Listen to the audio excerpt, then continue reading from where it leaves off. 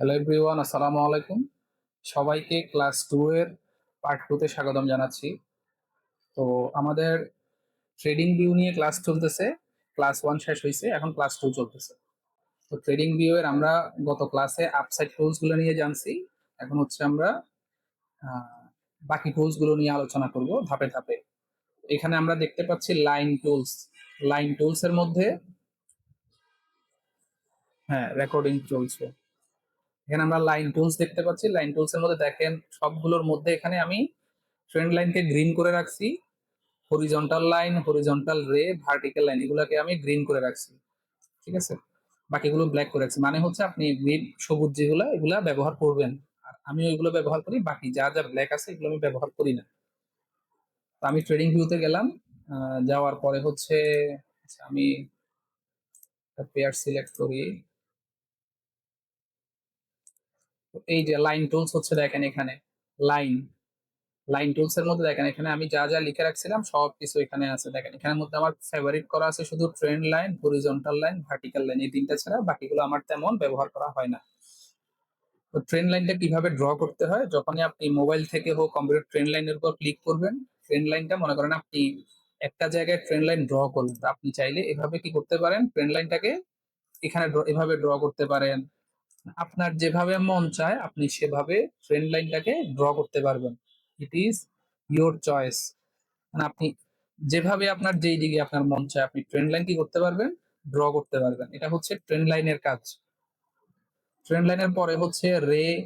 আমি দেখাচ্ছি রেটাও। তারপর রেটা হচ্ছে আপনি চাইলে এক পাশে এভাবে লম্বা লম্বি, মানে এই পাশটা পুরোপুরি থাকবে, মানে অসীম, এটা কোনো শেষ নাই, এভাবে করে এখানে তৈরি হবে।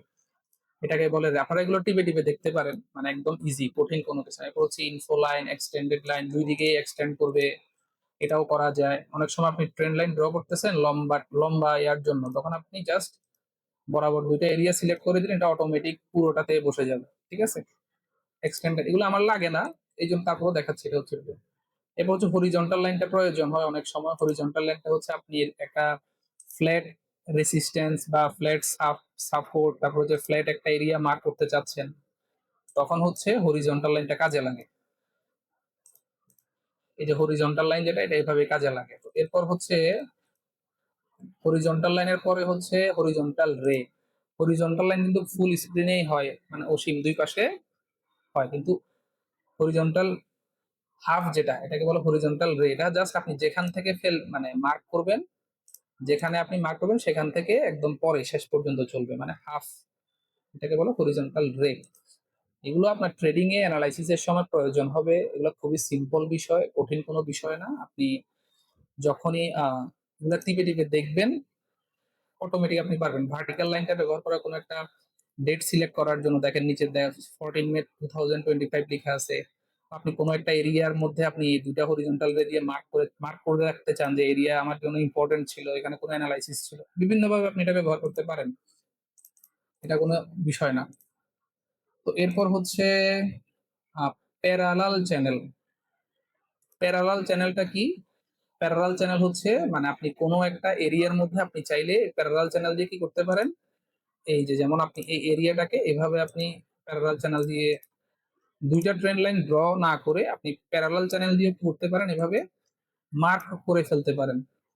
মানে প্যারালাল চ্যানেলের কাজ হচ্ছে এরিয়া মার্ক করা। এই যে এই টাইপের এরিয়া মার্ক করা, আপনি এটাকে বিভিন্ন জায়গায় অ্যাপ্লাই করতে পারবেন। যেমন আপনার মন চাইতেছে আপনি এখানে অ্যাপ্লাই করলেন, এটাও আপনার পক্ষে সম্ভব। দেখছেন, এই প্যারালাল চ্যানেল আপনি ব্যবহার করতে পারেন এভাবে।